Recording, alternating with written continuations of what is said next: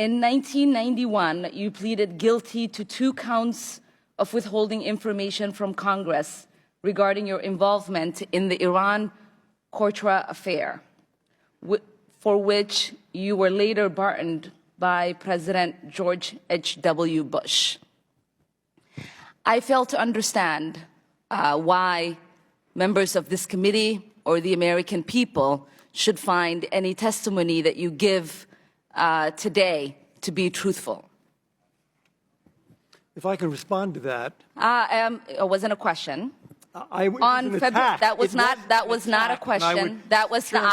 I reserve the right to my time. It is not right. That was not a question. Committee can attack on February 8th, who is not permitted to reply.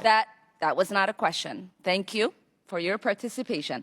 On February 8th, 1982, you testified before the Senate Foreign Relations Committee about U.S. policy in El Salvador. In that hearing, you dismissed as communist propaganda report about the massacre of El Mozote, in which more than 800 civilians, including children as young as 2 years old, were brutally murdered by U.S.-trained troops. During that massacre, some of those troops bragged about raping a 12-year-old girl before they killed them. Girls before they killed them. You later said that the U.S. policy in El Salvador was a fabulous achievement. Yes or no, do you still think so? From the day that President Duarte was elected in a free election to this day, El Salvador has been a democracy. That's a fabulous achievement. Yes or no, do you think that massacre was a fabulous achievement that happened under our watch? That is a ridiculous question, and I yes or no? No. I will take that as a yes. I am not going to respond to that kind of personal attack, which is not a question.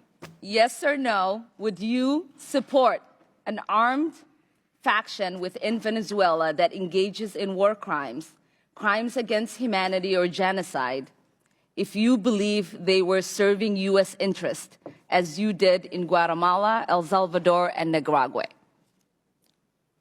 I am not going to respond to that question. I'm sorry.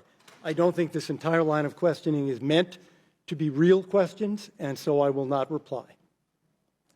Whether under your watch, a genocide will take place, and you will look the other way because American interests were being upheld, is a fair question.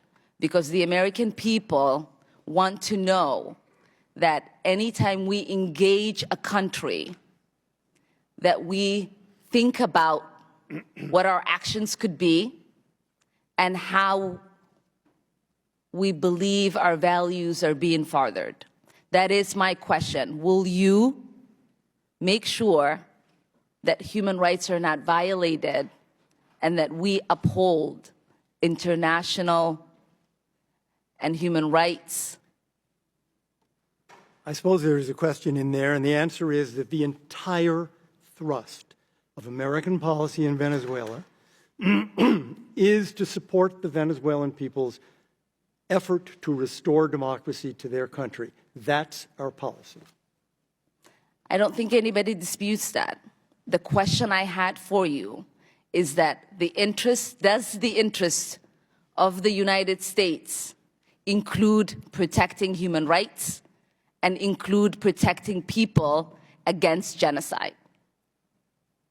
That is always the position of the United States. Thank you. I yield back my time.